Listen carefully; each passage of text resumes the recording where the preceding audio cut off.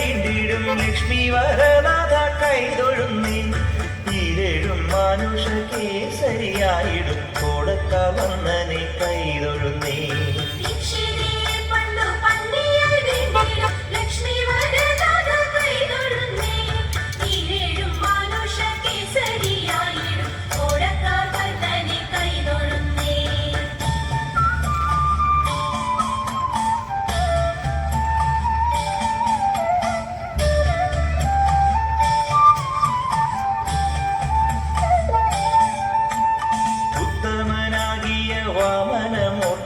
ഭക്തിയോടെപ്പോഴും കൈതൊഴുന്നേ